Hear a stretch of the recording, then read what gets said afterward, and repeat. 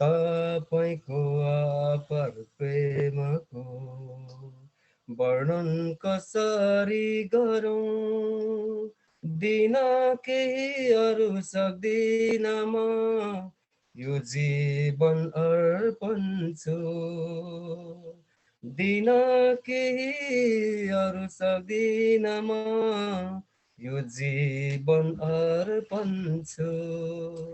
प्रभु तपाईको चरणमा म आउन सक्दछु, जुनै घडी भए पनि म आउन सक्दछु।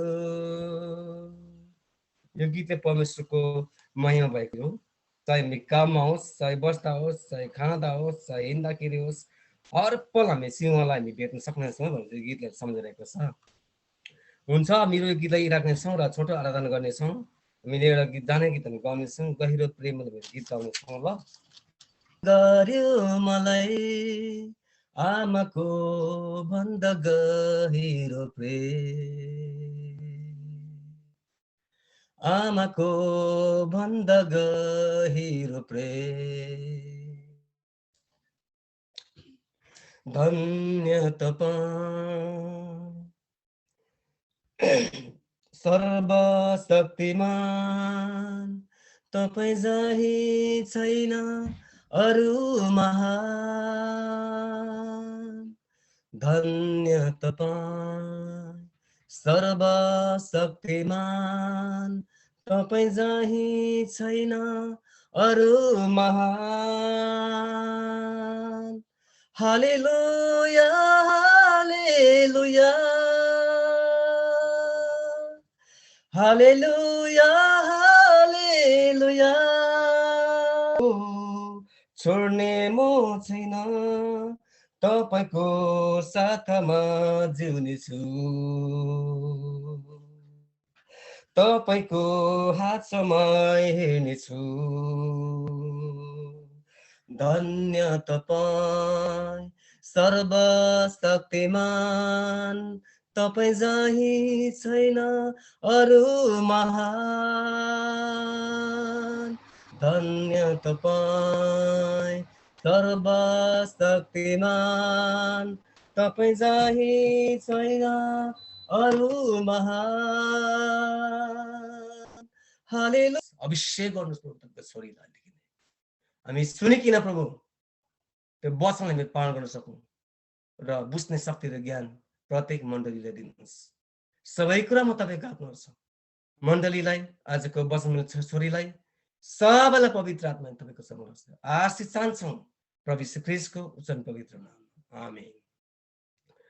हुन्छ, र आजको यो हाम्रो बेलुकी समयमा बहिनी चन्द्र हुनुहुन्छ र बसै मण्डलीको, उहाँ चाहिँ मण्डलीको एउटा डिकन पनि, र यदि उहाँले यो मौका, यो अनुग्रह मेरो लागि ढोका नखोलिदिनु भएको भए आज म तपाईँको बिचमा परमेश्वरको पवित्र वचनलाई लिएर अध्ययन गर्नका निम्ति है म खडा हुन सक्ने थिइनँ होला, र यसैले प्रभुलाई नै महिमा भएको होस्। र विशेष गरेर म धन्यवाद दिन चाहन्छु हाम्रा मण्डलीका पास्टर बुवाहरूलाई, जसले यो समय मौका दिनुभयो, र म विशेष उहाँहरूलाई पनि म धन्यवाद दिन चाहन्छु। र मैले मान्नुपर्ने आदरणीय प्रभुका सेवकहरू, प्रभुका दासहरू हुनुहुन्छ विभिन्न देशहरूबाट, विभिन्न मण्डलीहरूबाट, अनि र प्रभुको दासीहरू सबै मण्डलीहरूलाई नै ख्रीष्टमा आदर गर्दै सबैलाई जय मसीह। र हामी आज म एकदमै फास्ट जानेछु, किनभने हामी सबैजनालाई थाहै छ हाम्रो 1 घण्टाको समय हो भनेर, र म तपाईँहरूको बिचमा धेरै व्याख्याहरू गरिरहदिनँ। आज हामीलाई बाइबलले साथै टिप्पणीले के बताउँदछ हामी त्यो कुराहरू हेर्नेछौँ। र विशेष गरेर म परमेश्वरलाई धन्यवाद दिन चाहन्छु। र आज चाहिँ हामी बाइबल अध्ययन गर्दै गर्दाखेरि चाहिँ हामी रोमी 7 अध्यायमा हामी आइपुगेका छौँ है। हामीले बिबिचमा परमेश्वरको दासहरूबाट, प्रभुको दासहरूबाट उत्साहको वचन, शिक्षाको वचन, निर्माणको वचनहरू हामीले सुन्ने गर्थ्यौँ भने, अनि आज चाहिँ हामी लगातार हाम्रो रेगुलर बाइबल अध्ययनमा हामी आजको दिनमा उपस्थिति भएका छौँ है। र प्रभुलाई धन्यवाद होस्। र विशेष गरेर आज 7 अध्याय अलिकति छोटो अध्याय नै छ, सधैँको अध्याय भन्दा 1 देखि 25 पदसम्म छ। र आजको बाइबल अध्ययन चाहिँ हामी एकदमै तयारीको साथमा हामी परमेश्वरको वचनलाई सुन्नेछौँ र बाइबलले के भन्छ हामी त्यसलाई फोकस दिनेछौँ है। र मेरो मनमा, मेरो हृदयले विचार गरेको व्याख्यालाई भन्दा पनि, बुझाएको व्याख्यालाई भन्दा पनि बाइबलले आज के बोल्दछ है, बाइबलले हामीलाई के सिकाउँदछ, त्यो कुरालाई हामी विशेष हेर्नेछौँ। र मैले 7 अध्याय हेर्दै गर्दाखेरि चाहिँ मैले के बुझेँ भन्दाखेरि चाहिँ विशेष गरेर व्यवस्थाको विषयको कुरामा हामी यहाँनिर पाउन सक्छौँ। र प्रभुलाई धन्यवाद होस्। र हामी यही कुरालाई हामी अध्ययन गर्न गइरहेका छौँ। आज यो बेलुकी हामी पक्कै पनि रित्तै फर्किँदैनौँ। आजको वचनबाट हामी केही न केही सिक्ने छौँ भनेर हामी विश्वासको साथमा उपस्थिति भएका छौँ। र प्रभुलाई धन्यवाद होस्। र हामीले वचनको लागि पनि हाम्रो आदरणीय दाइले प्रार्थना गरिदिइसक्नु भएको छ। र प्रभुलाई धन्यवाद होस्। र म वचनतर्फ अघि बढ्नेछु। र विशेष गरेर हामी रोमी 7 अध्यायमा आइपुग्दाखेरि हामी 7 अध्यायलाई कन्टिन्यू हामी स्टार्ट गर्नुभन्दा अगाडि म तपाईहरूलाई व्यवस्थाको विषयमा अलिकति छोटकारीको रूपमा म केही भन्न गइरहेको छु है, केही बताउन चाहन्छु।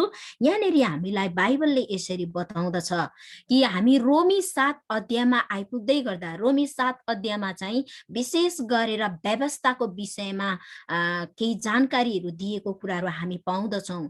अनि यो पत्र, रोमीको पत्र चाहिँ कसले लेखियो भनेर हामी कतिजनालाई थाहा छैन भने, अनि कतिजनालाई हामीलाई थाहा छ भने चाहिँ पावलले लेखेको हो भन्ने हामी सबैलाई थाहा छ। र अनि यो कसलाई लेखियो भन्दाखेरि चाहिँ रोमीका मण्डलीहरूलाई अथवा रोमीहरूलाई भनेर हामी बुझ्न सक्छौँ।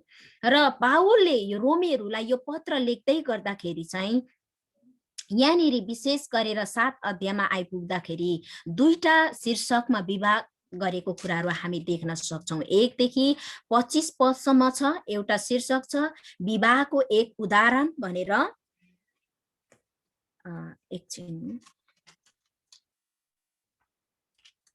विवाहको एक उदाहरण र अर्को चाहिँ पापसँग सङ्घर्ष भन्ने 2टा विषयमा यहाँनिर 1 देखि 25 पदसम्म यो कुराहरू हामी पाउन सक्छौँ।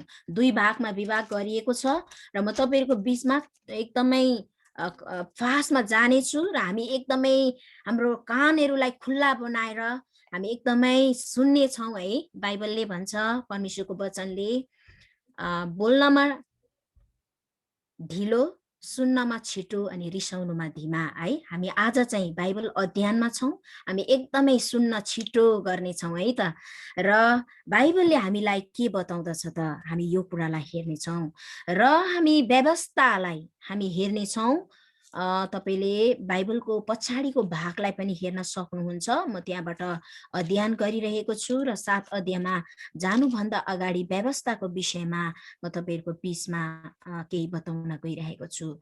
यहाँ यसरी लेखिएको छ, रोमी 7 अध्यायमा आइपुग्दा पावलले रोमीहरूका मण्डलीलाई विशेष गरेर 7 अध्यायमा पत्र लेख्दै गर्दाखेरि चाहिँ यहाँनिर एउटा विवाहको एउटा उदाहरण दिएर है व्यवस्थाका कुराहरू बुझाउन खोजेको कुराहरू हामी पाउँदछौँ। अनि त्यो व्यवस्था चाहिँ अब के हो त, व्यवस्थाको अर्थ के रहेछ भन्ने कुराहरू विशेष हामी बुझ्नेछौँ। पहिला यसरी लेखिएको छ, बाइबलमा व्यवस्थाको अर्थ धेरै जसो यहुदी व्यवस्था हो।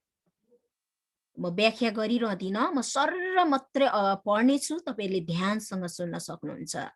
बाइबलमा व्यवस्थाको अर्थ धेरै जसो यहुदी व्यवस्था हो। यहुदी व्यवस्थाको मुख्य भाग चाहिँ 10 आज्ञा हुन्, जुन आज्ञाहरू परमेश्वरले ढुङ्गाका 2 पाटीमा लेखेर यहुदी जाति कहाँ सुम्पिदिनका निम्ति मूसालाई दिनु भएको थियो। प्रस्थान 20 अध्यायमा यो कुराहरू हामी पाउन सक्छौँ। तर परमेश्वरले यहुदीहरूका लागि धेरै अरू विधानहरू पनि मूसालाई दिनुभयो।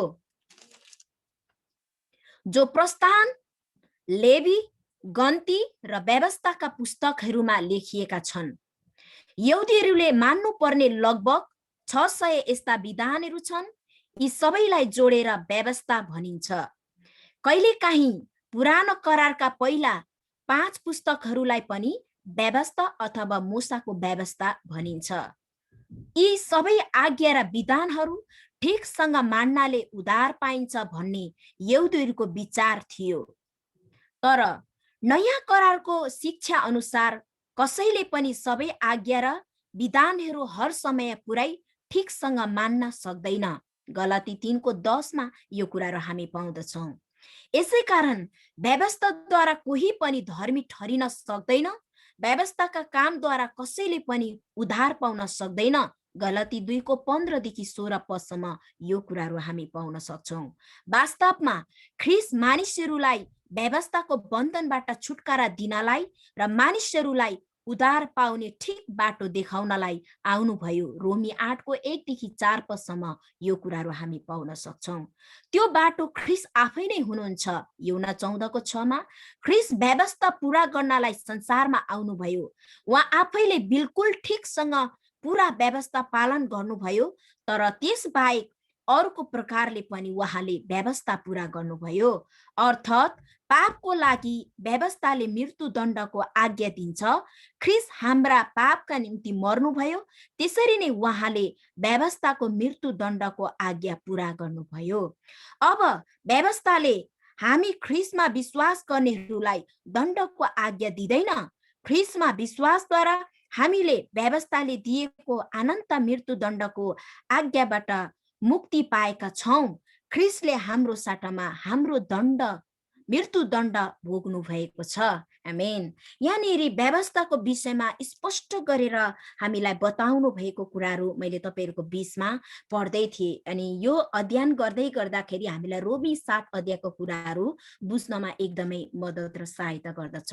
र हुन्छ मैले व्यवस्था के हो, व्यवस्था वास्तविक व्यवस्थाको अर्थ के हो भन्ने विषयमा मैले तपाईहरुको बीचमा पढिरहेको थिएँ भने अब चाहिँ म तपाईहरुको बीचमा रोमी 7 अध्यायमा प्रवेश गर्न गइरहेको छु र तपाईहरुले बाइबल खोलेर यसलाई एकदमै ध्यानपूर्वक हेर्न सक्नुहुन्छ र मैले अध्ययन गर्दै गरेको आवाजलाई पनि तपाईले सुन्न सक्नुहुन्छ। त्यसपछि हामी एकदम स्पष्टसँगले बुझ्न सक्छौं। यहाँनेरि रोमी 7 अध्यायमा 1 देखि हामी 6 पदसम्म पाउन सक्छौं। यहाँनेरि यसरी लेखिएको छ, हामीलाई व्यवस्था भन्दाखेरि यो शब्द भन्दै गर्दाखेरि यो शब्दमा हामीले बाइबल अध्ययन गर्दै गर्दाखेरि कतिचोटि हामीलाई यो व्यवस्था भन्ने शब्द कतिचोटि हामीले सजिलो प्रकारले बुझ्न सकिरहेका हुँदैनौँ। हामी प्राय सबैलाई नै थाहा छ।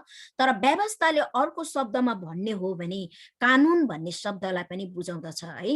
कानुन, व्यवस्था अथवा कानुन हामी एउटै अर्थ लगाउन सक्छौं। व्यवस्था अथवा कानुन तपाईलाई मैले यो शब्दलाई अलिकति बुझाउन चाहे। हामी सबैलाई थाहा छ। तर व्यवस्थाले अर्को नेपाली शब्दमा बुझ्ने शब्दमा भन्नु पर्दा कानुन भनेर पनि हामी बुझ्न सक्छौं। त्यही कानुन शब्दलाई व्यवस्था भनेर यहाँनेरि दिएको कुराहरू हामी पाउँदछौं। पावलले रोमी 7 अध्यायमा आइपुग्दाखेरि विवाहको एक उदाहरण दिएर यहाँनेरि पावलले रोमीहरूलाई पत्र लेखेका छन्। अब हामी पढ्ने छौं। 1 देखि म 6 सम्म तपाईहरुको बीचमा अध्ययन गर्न गइरहेको छु। भाइ हो, के तिमीहरू जान्दैनौ? म व्यवस्था जान्नेहरूसँग बोलिरहेको छु कि मानिसको जीवनकालसम्म मात्र व्यवस्था लागू रहन्छ। उदाहरणको लागि एउटी विवाहित स्त्री उसको पति बाँचुन्जेल आफ्नो पतिसँग कानुनले बाँधेकी हुन्छे। तर यदि उसको पति मर्यो भने पति सम्बन्धको कानुनबाट ऊ मुक्त हुन्छे। यसै गरी पति जीवित छँदै ऊ अर्को पुरुषसँग बस्न गई भने ऊ व्यभिचारिणी कहलाइन्छे। तर पति मर्यो भने ऊ त्यस कानुनबाट मुक्त हुन्छे। र अर्को पुरुषसँग विवाह गरी भने पनि ऊ व्यभिचारिणी हुँदिन। यसरी मेरा भाइ हो, तिमीहरू पनि ख्रीष्टको शरीरद्वारा व्यवस्थाको लेखी मरेका छौ, ताकि तिमीहरू अर्को मानिस अर्थात् मृत्युबाट जीवित हुनुभएका ख्रीष्टसँग एक हौ र हामी परमेश्वरको निम्ति फल फलाऊ। जब हामी पाप स्वभावमा जीवन बिताइरहेका थियौं तब मृत्युको फल फलाउनलाई व्यवस्थाले उत्तेजित गराएका हाम्रा पापमाया कुअभिलाषाहरूले हाम्रा अङ्गहरूमा काम गर्दथे। हामीलाई बन्धनमा राख्ने व्यवस्थाको लेखी मरेर हामी अब त्यसदेखि मुक्त भएका छौं र हामी पुरानो लिखित विधानको अधीनमा होइन तर पवित्र आत्माको नयाँ जीवनमा सेवा गर्दछौं। 6 पदलाई फेरि पनि म एकचोटि रिपिट गर्दछु। हामीलाई बन्धनमा राख्ने व्यवस्थाको लेखी मरेर हामी अब त्यसदेखि मुक्त भएका छौं र हामी पुरानो लिखित विधानको अधीनमा होइन तर पवित्र आत्माको नयाँ जीवनमा सेवा गर्दछौं। मैले 6 पदलाई रिपिट गरेर तपाईहरुको बीचमा पढे र म बाइबलको व्याख्याले अब के भन्दछ हामी ध्यानसँग लगाएर सुन्ने छौं। अति नै राम्रो कुराहरु दिएको छ है। यहाँनेरि रोमी 7 अध्यायमा आइपुग्दाखेरि विवाहको एक उदाहरण भनेर पावलले यसरी यहाँनेरि लेखिएको छ। अब यहाँनेरि एउटा पति र पत्नीको उदाहरण दिएको छ जो चाहिँ विवाहितमा बाँधिएको पति र पत्नीको उदाहरण दिएर यहाँनेरि व्यवस्थाका कुराहरु हामीलाई बताएको बुझाएको कुराहरु हामी पाउन सक्छौं। अब यो के रहेछ त हामी हेर्ने छौं। जसरी पति म 7 अध्यायको 1 देखि 6 पदलाई म व्याख्या गर्दैछु। जसरी पति आफ्नो पत्नीको मालिक हुनुहुन्छ त्यसरी नै व्यवस्था यहुदीहरूको मालिक थियो। जसरी पति आफ्नो पत्नीको मालिक हुन्छ त्यसरी नै व्यवस्था यहुदीहरूको मालिक थियो। यहाँनेरि हामीले रोमी 7 अध्यायको 1 देखि 6 पदसम्म अहिले हामीले पढ्दै गर्दाखेरि चाहिँ व्यवस्था र यहुदीहरू भन्ने दुईटा शब्दलाई हामीले हेर्दै थियौं है। अनि यही दुईटा शब्दलाई चाहिँ यहाँनेरि कसरी व्याख्या गरिएको छ भन्दाखेरि चाहिँ पति र पत्नीको रूपमा अर्थ दिएको छ। एउटा उदाहरण दिएको छ पति र पत्नीको, व्यवस्थालाई र यहुदी है। व्यवस्था भन्ने शब्द अनि यहुदी भन्ने शब्दलाई चाहिँ पति र पत्नीको उदाहरण दिएको छ। अनि यहाँनेरि भन्दछ जसरी पति आफ्नो पत्नीको मालिक हुन्छ त्यसरी नै व्यवस्था यहुदीहरूको मालिक थियो।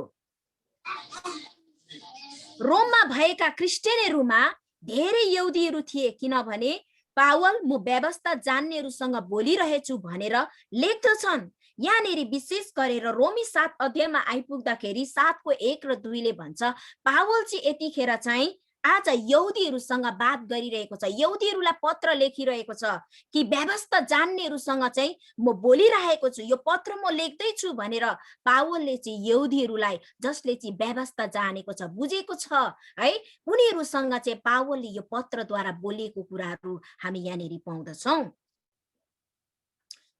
रोममा भएका क्रिस्चियनहरुमा धेरै यहुदीहरू थिए किनभने पावल म व्यवस्था जान्नेहरूसँग बोलिरहेछु भनेर लेख्दछन्।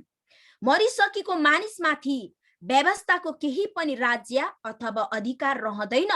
मरिसकेको मान्छेले व्यवस्थाको आज्ञा पालन गर्नु पर्दैन भनेर यहाँ भनिएको छ। म यसलाई व्याख्या म दोहोर्याएर गर्दिन कारण स्पष्ट है सरल शब्दमा दिएको छ।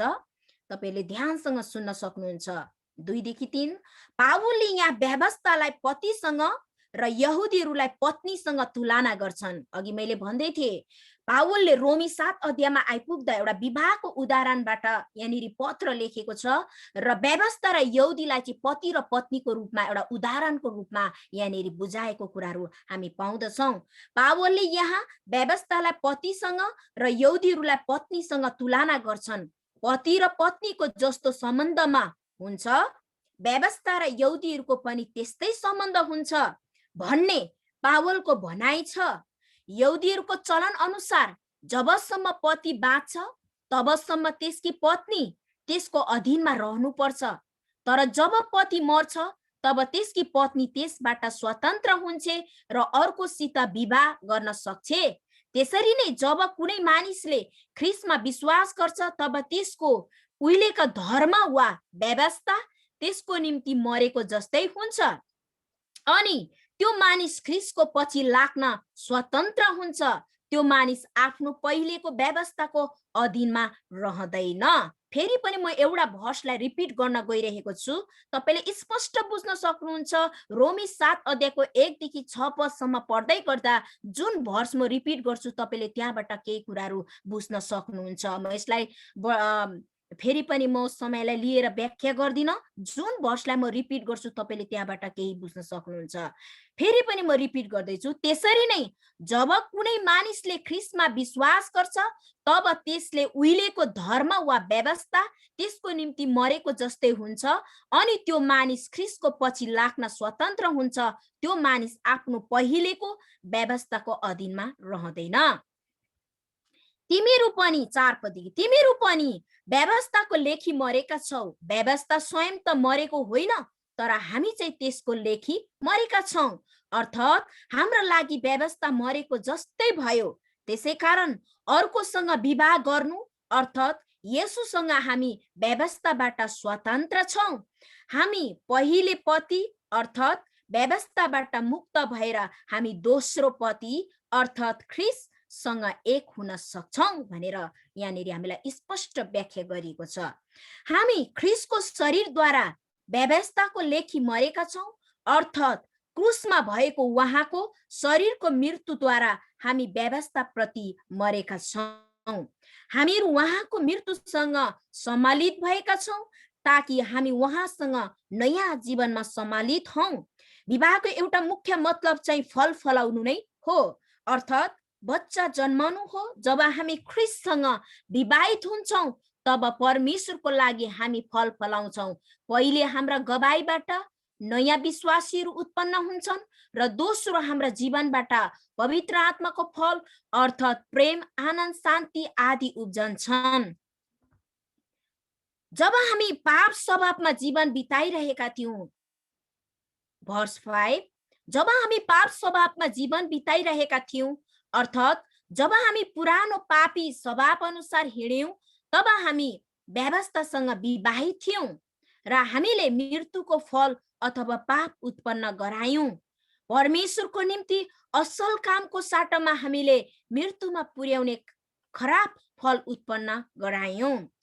ग्रीक भाषा अनुसार यहाँ लेखिएको पाप स्वभावका साटोमा शरीर लेखिएको छ, तर ग्रीक भाषामा शरीरको अर्थ दुईवटा छन्। पहिले शरीर चाहिँ हाम्रो देह वा इन्द्रियहरू हुन सक्छन्, जस्तै हात, खुट्टा, आँखा इत्यादि। तर यहाँ पावलले शरीर भन्ने शब्दको दोस्रो अर्थ अर्थात् हाम्रो पाप स्वभाव वा पापी मनको अर्थ लगाएर प्रयोग गर्छन्। त्यसकारण नयाँ नेपाली बाइबलमा शरीरको साटोमा पाप स्वभाव लेखिएको छ। पाप कहाँबाट उब्जन्छ प्रश्न चिन्ह गरिएको छ। हाम्रा हात वा खुट्टाबाट प्रश्न चिन्ह होइन, बरु पाप चाहिँ हाम्रो मन वा हृदयबाट उब्जन्छ। पाप मनमा उठेपछि हाम्रा इन्द्रिय अथवा हाम्रो सारा शरीर पापको अधीनमा परिहाल्छ र पापको काम गर्न थाल्छ। यसकारण यहाँ पाप स्वभावको अर्थ पापको अधीनमा भएको शरीर हो भन्ने हामी बुझ्न सक्छौं।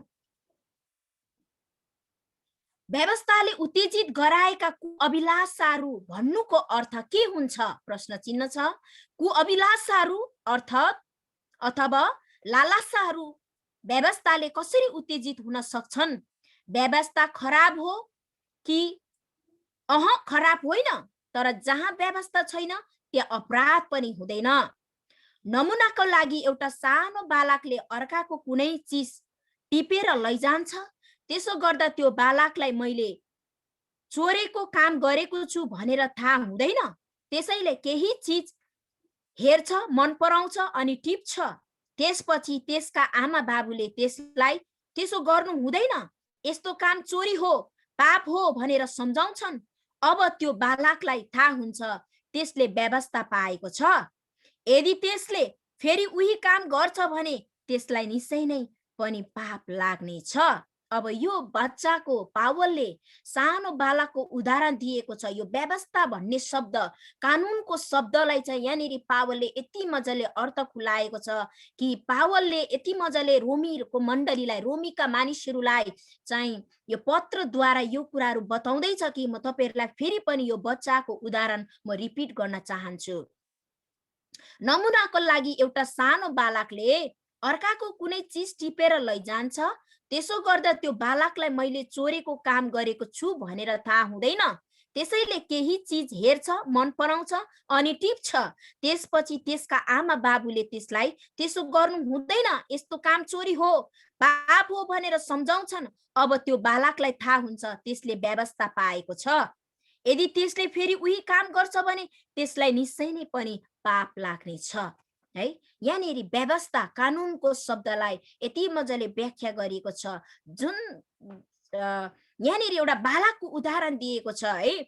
जबसम्म त्यो बालकले असल के हो, खराब के हो भनेर जान्दैन, कसैले भनिदिँदैन, कसैले देखाइदिँदैन, कसैले त्यो बाटो देखाइदिँदैन भने, त्यो कुराहरू भनिदिँदैन भने उसले केही पनि थाहा हुँदैन।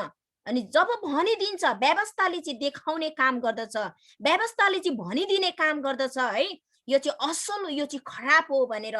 यस कारणले गर्दा यहाँनिर एउटा बालकको उदाहरण दिएको छ कि यहाँनिर एकदमै हामीलाई स्पष्ट बुझ्ने हिसाबले यहाँनिर उदाहरण दिएको छ कि जबसम्म त्यो बालकले देख्यो र असल देख्यो, उसलाई मन पर्यो, उसले टिपेर ल्यायो, अनि टिपेर ल्याइसके पछाडि ऊ त एउटा बालक हो, उसलाई केही पनि थाहा हुँदैन कुन असल हो, कुन खराब हो, कुन कुरा मैले चोरी गर्दैछु, कुन कुरा मैले असल गर्दैछु भन्ने थाहा हुँदैन। तर उसको बाबा आमाले जब त्यो कुरा देख्छ अनि उसले भन्छ कि तिमीले चाहिँ चोरी गर्यौ, तिमीले यो काम ठिक गरेनौ भनेर जब त्यो कुरा भनिदिन्छ अनि त्यो बालकलाई थाहा हुन्छ कि है उसले चाहिँ त्यस पछाडि चाहिँ व्यवस्था पाएको हुन्छ भनेर यहाँनिर उदाहरण दिएको छ है। र म तपाईलाई मैले म फेरि पनि रिपिट गर्दिनँ भने थिएँ, मैले अलिकति गरिहालेँ, समयलाई एकदमै म विचार गरिरहेको छु।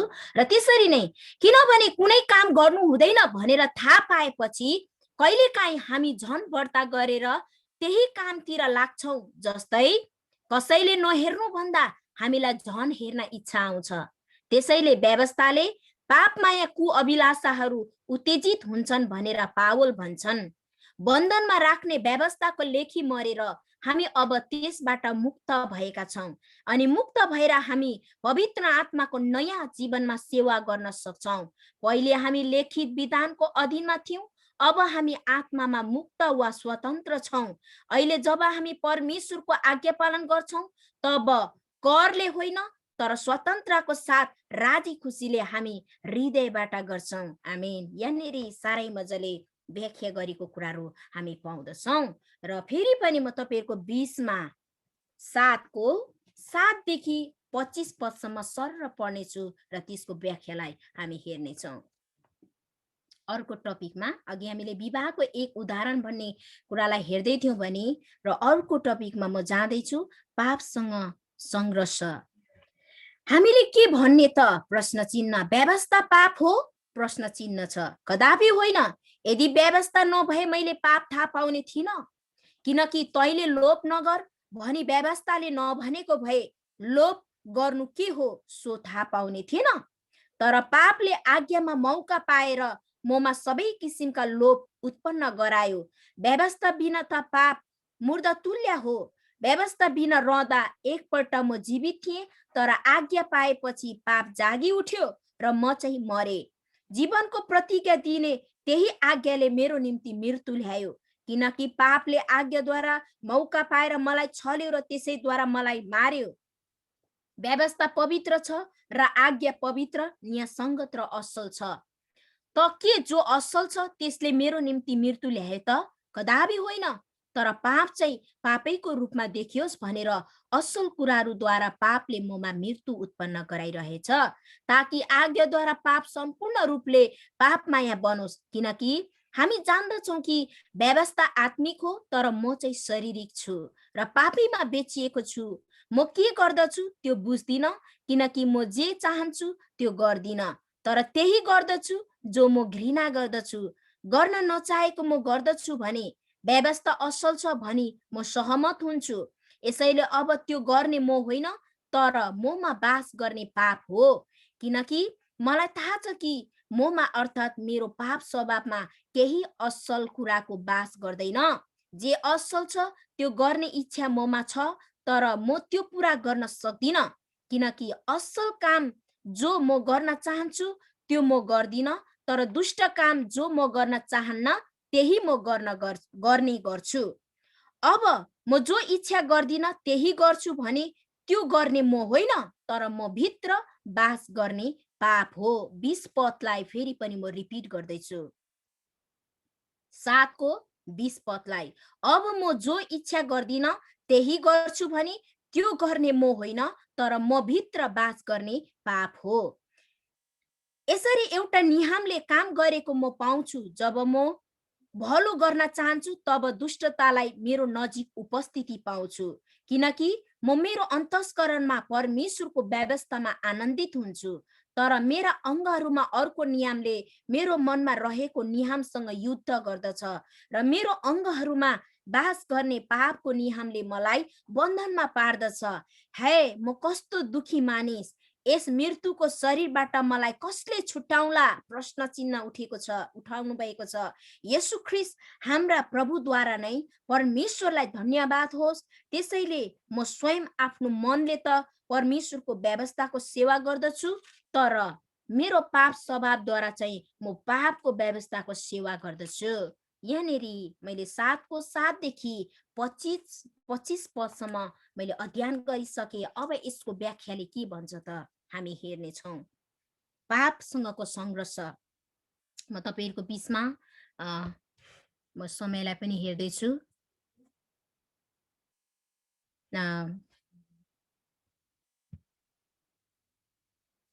43 भइसकेछ। म छिटो जानेछु। यहाँनिर अब म 7 को 7 देखि 25 सम्म तपाईहरुको बीचमा यो कुरालाई अध्ययन गर्न गइरहेको छु। यहाँनिर यसैले लेखिएको छ,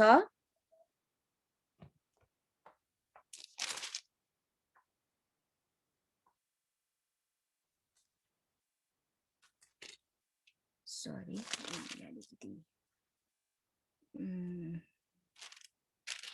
हुन्छ, म तपाईहरुको बीचमा। कुनै बाबुले आफ्ना छोराछोरीलाई असल र खराबको ज्ञान दिन्छन्, त्यसरी नै व्यवस्थाले मानिसलाई असल र खराबको ज्ञान दिन्छ।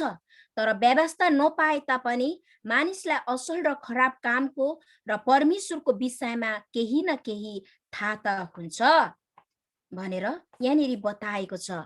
नमुनाको लागि 10 ठूला आज्ञाहरू मध्ये 10औं आज्ञा तैले लोभ नगर भन्ने हो। यो आज्ञा नलेखेको भए कसैलाई पनि लोभ गर्नु पाप हो भनेर थाहा हुने थिएन।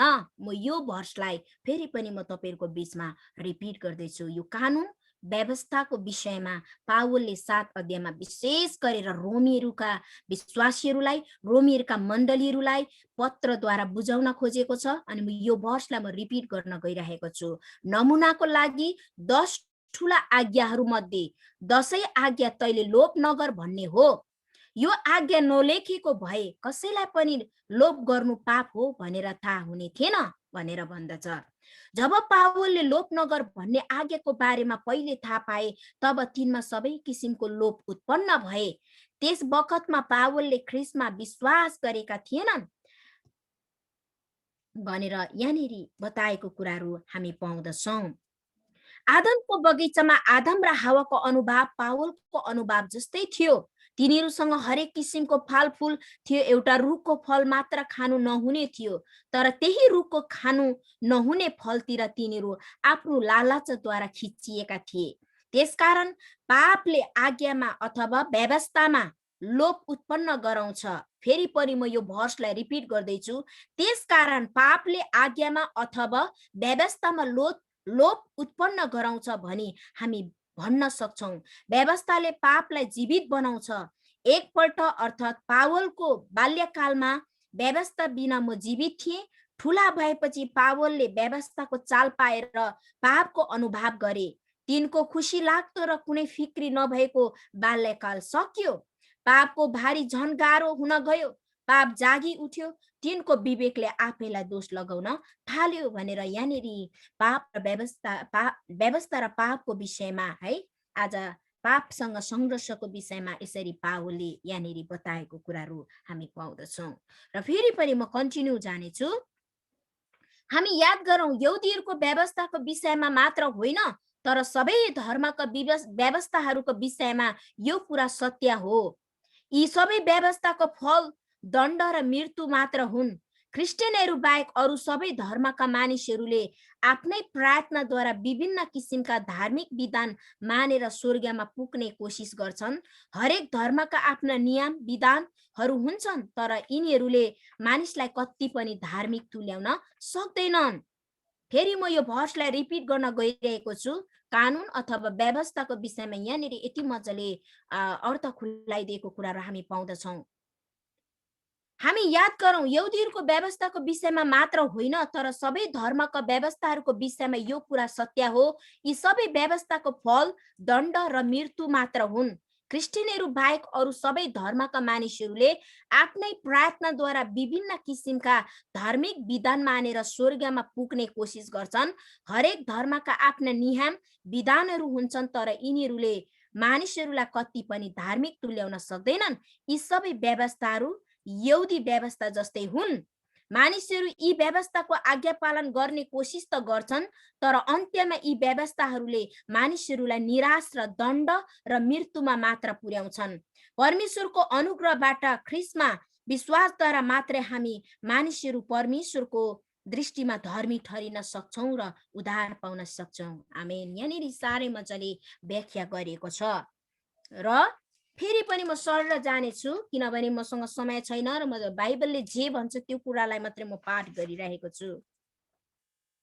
यहाँ लेखिएको छ, यस पदमा लेखिएको 15 पद, यस पदमा लेखिएको कुराको अनुभव हामी सबैले गरेका छौं र असल के हो भनेर हामी जान्दछौं र हामी त्यो असल काम गर्न चाहन्छौं, तर पाप आइहाल्छ र हामी बरु खराब गर्छौं। त्यसपछि हामी आफैसित रिसाउँछौं, आफ्नो व्यवहार हामी बुझ्दैनौं, हाम्रो मनमा पाप स्वभाव र आत्माको बीचमा एउटा संघर्ष भइरहेको छ भनेर यहाँनिर हामी यो कुरालाई पाउन सक्छौं। मृत्युको शरीरको अर्थ पापको शरीर हो, किनभने पापले मृत्युदण्ड ल्याउँछ। याद राख्नुहोस्, हाम्रा शरीर अथवा हाम्रा इन्द्रियहरू अर्थात् हात, घोडा, आँखा, गिदी इत्यादि स्वयं त पापी छैनन्।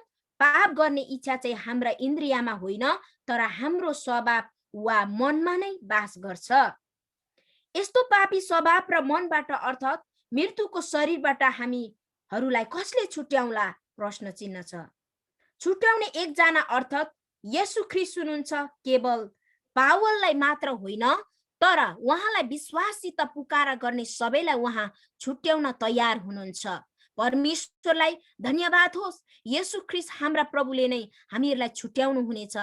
हाम्रो क्रिस्चियन जीवनमा यस असल र खराब, यस पुरानो र नयाँ मानिसको बीचमा भएको लडाई सधैँभरि भइरहन आवश्यक छैन। ख्रीष्टद्वारा अर्थात् पवित्र आत्माले दिनुभएको ख्रीष्टको शक्तिद्वारा हामी आफैमा बास गरेको पापमाथि विजय गर्न सक्छौं। अध्याय 7 मा पावलले मानिसको मनभित्रको संघर्ष बताएका छन्। हुन्छ, आज हामीले रोमी अध्याय 7 लाई हामीले हेरिसकेका छौं। यहाँनिर पावलले विशेष गरेर अघि हामीले अध्याय 7 को 1 र 2 लाई हामीले विवाहको एक उदाहरण भनेर हामीले हेरिराखेका थियौं। यो कुरालाई हामीले एकदमै स्पष्टसँगले बुझेका छौं।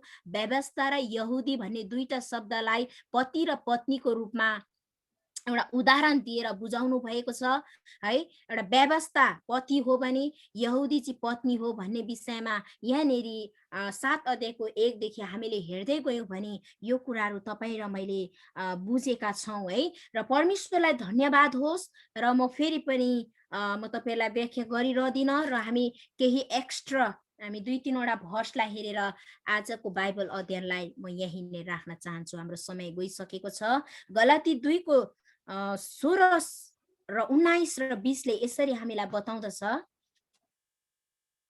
यहाँ लेखिएको छ, म तपाईहरुको 20 मा पढेर सुनाउन गइरहेको छु। गलाती 2 को 16, 19, 20।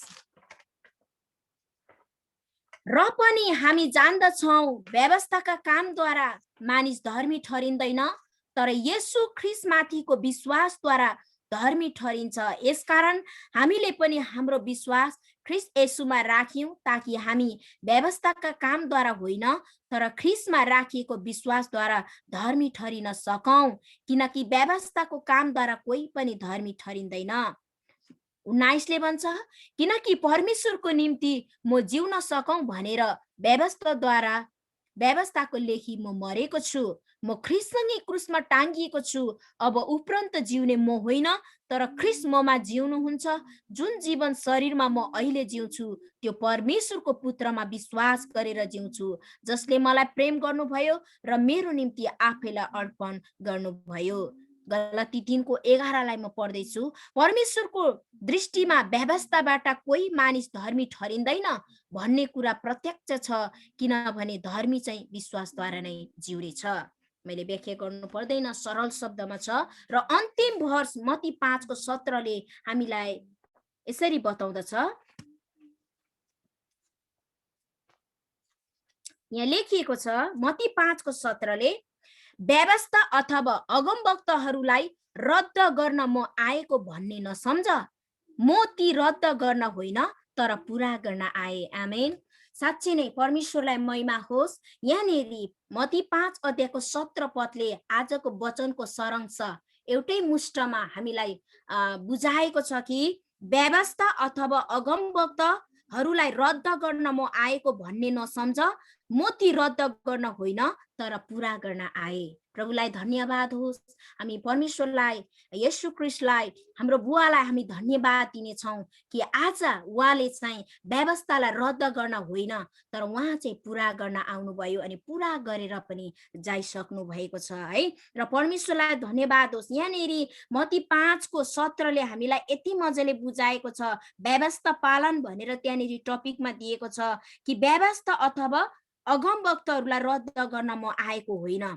यो कुरा यति मजाले यहाँनिर बताएको छ कि यो कुरा कसरी मत्ती 5:17 यो कुराहरू बताएको छ कि अगमवक्ताहरूलाई रद्द गर्न म आएको भन्ने नसम्झ भनेर भनेको छ। व्यवस्था अथवा अगमवक्ताले येशू ख्रीष्ट आउनु भन्दा अगाडि अगमवक्ता प्रभुको दासहरूले बोल्नु भएका कुराहरू चाहिँ जब येशू आउनुभयो अनि उहाँ आउनु भन्दा अगाडि बोलेका कुराहरूलाई चाहिँ अगमवक्ताहरूले बोलेका कुराहरूलाई चाहिँ येशू ख्रीष्टले सबै कुरा पुरा गरिदिनु भएको छ है। र व्यवस्थालाई उहाँले चाहिँ रद्द गर्नु भएन तर ती कुराहरूलाई चाहिँ पुरा गर्नुभएका कुराहरू हामी पाउँदछौँ। हामीले पुरानो नियममा, यिर्मयामा, यशायामा, पुरानो नियममा थुप्रै पुस्तकहरूमा प्रभु येशू आउनुभन्दा अगाडि प्रभुको दास धेरै अगमवक्ताहरूले येशूको विषयमा बोल्नु भएको कुराहरू छ अनि ती कुरा चाहिँ सबै पुरा भएको कुराहरू हामी पाउन सक्छौँ। यसैले यहाँनिर मत्ती 5:17 भन्दछ,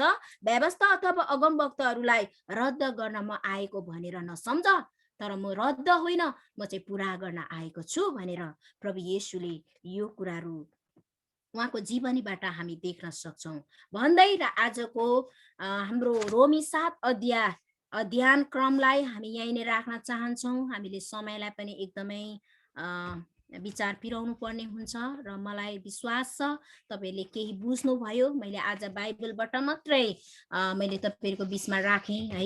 हामीले बोलेको, हामीले अर्थ लगाएको भन्दा पनि बाइबलले के भन्छ त्यहाँबाट हामी केही कुराहरू स्पष्टसँगले बुझ्न सक्छौँ र प्रभुको वचनले तपाई र मलाई यही कुरा सिकाएको छ। अब हामी चाहिँ व्यवस्थाको अधीनमा होइन है, हामी चाहिँ व्यवस्थाको अधीनमा होइन।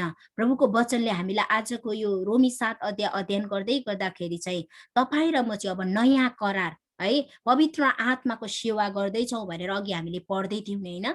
त्यही कुरा आज हामीलाई देखाइरहेको थियो आज रोमी 7 अध्यायले। अनि विशेष गरेर पावलले रोमीका मण्डलीहरूलाई, विश्वासीहरूलाई चाहिँ व्यवस्था र यहुदी यो दुईटा शब्दको विषयमा चाहिँ पत्र लेखिरहेको कुराहरू हामी पाउँछौँ है। हामीले रोमीको पुस्तकलाई सजिलो प्रकारले कतिचोटि हामीलाई बुझ्न गाह्रो पर्छ, एउटा भाष सब्जेक्ट पनि हो है। अनि हामी प्रार्थना गरौँ, परमेश्वरलाई सहायता मागौँ र अझै मात्रामा यो कुराहरू हामीले बुझ्न सकौँ भनेर हामी प्रभुसँग प्रार्थना गर्नेछौँ। र मलाई आशा छ तपाईले केही बुझ्नुभयो र यो समय फेरि पनि प्रभुको दासलाई म दिन चाहन्छु। फेरि सबैलाई जय मसीह। हुनुहुन्छ है जुममा सबैजनालाई प्रभु येशू ख्रीष्टको नाममा जय मसीह। र मलाई यो अन्तिम प्रार्थना गर्ने मौका मैले पाएको छु र हाम्रो प्रार्थना गरिदिनु भयो है। म आज चङ्गाई भएको छु र परमेश्वरलाई धेरै धन्यवाद र यहाँहरूलाई पनि धेरै धन्यवाद, प्रभुले मलाई निको पार्नु भएको छ। र अर्को एउटा विषय राख्न गइरहेको छु, मेरो नानी छोरी सृजनाको लागि प्रार्थना गरिदिनुहोस्। एकदम टाउको दुख्यो भने हिजोदेखिको बिसन्चो छ अनि त्यसको लागि प्रार्थना गरिदिनु सबैजनाले चङ्गाई भएको होस् भनेर साथै हाम्रो पास्टर बाबुको लागि उहाँलाई पनि ज्वरो आइरहेको छ प्रार्थना गरिदिनुहोस् ह्यापी नन्दलाल भाइलाई उहाँको जन्मदिनको लागि धेरै धेरै शुभकामना चाहन्छु प्रभुले बेलुकाको डिभोसन क्लासमा यसरी प्रभु तपाईँ परमेश्वरले जति पनि टाढा नजिकबाट प्रभु तपाईँका छोराछोरीहरूलाई यो जुमका माध्यमद्वारा यो संगतिमा प्रभु तपाईँले एकीकृत गराउनु भयो परमप्रभु धन्यवाद तपाईँ महान परमेश्वरलाई र आजको बेलुकी हामीले रोमीको पुस्तकद्वारा प्रभु सात्यताद्वारा जति पनि कुराहरू हामीले सिक्यौँ प्रभु यसको लागि हामी तपाईँलाई धन्यवाद त्यो छोरीलाई पनि प्रभुले चङ्गाइदिनुहोस् जति पनि विषय राखिएको थियो आफ्नो दासद्वारा प्रार्थना भएको छ प्रभु तपाईँले सुन्नु भएको छ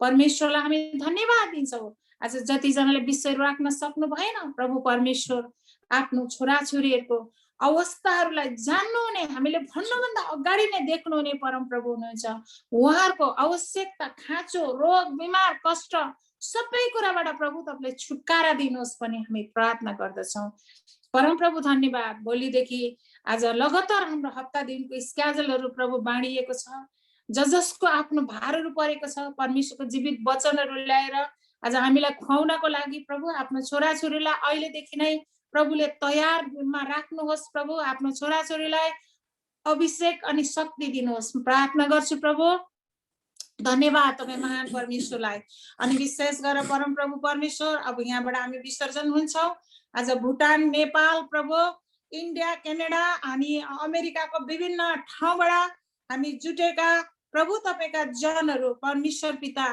तपाईको हातमा जहाँ दिउँसो छ दिनभरि परिश्रम कामहरू गर्नुपर्छ प्रभुको अनुग्रह उहाँहरूमाथि रहोस् प्रभु अनि प्रभु जहाँ हामी अमेरिकामा क्यानाडामा छौँ हाम्रो रात छ प्रभु तपाईँ परमेश्वरको सुरक्षा शान्ति हामी सबैमाथि रहोस् अनि विशेष गरी यो जुम चलाउने प्रभुको दासहरू प्रभु हाम्रो प्रभु पास्टर पूर्ण अनि पास्टर साइमन हुनुहुन्छ परमप्रभु उहाँहरूले आज यो सेवकाईको लागि धेरै प्रभु परिश्रम गरेर प्रभु आज यो संगतिलाई साँच्चै नै सञ्चालन गरिराख्नु भएको छ परमप्रभु धन्यवाद आफ्नो दासहरूलाई आशीर्वाद दिनुहोस् जुन आउने अप्रिल 5 तारिकदेखि जो हाम्रो पास्टर बाबुले प्रभु जो बाइबलमा कसरी कलर गर्ने भन्ने बारेमा सिकाउँदै हुनुहुन्छ परमप्रभु तपाईँले आफ्नो दासले जतिजना आह्वान गर्नु भएको छ प्रभु त्यहाँनिर उपस्थिति भएको छ र त्यो पनि प्रभु हाम्रो लागि इम्पोर्टेन्ट कुराहरू छ भन्ने हामीले बुझेका छौँ परमप्रभु धन्यवाद तपाईँ परमेश्वरलाई धन्यवाद छ प्रभु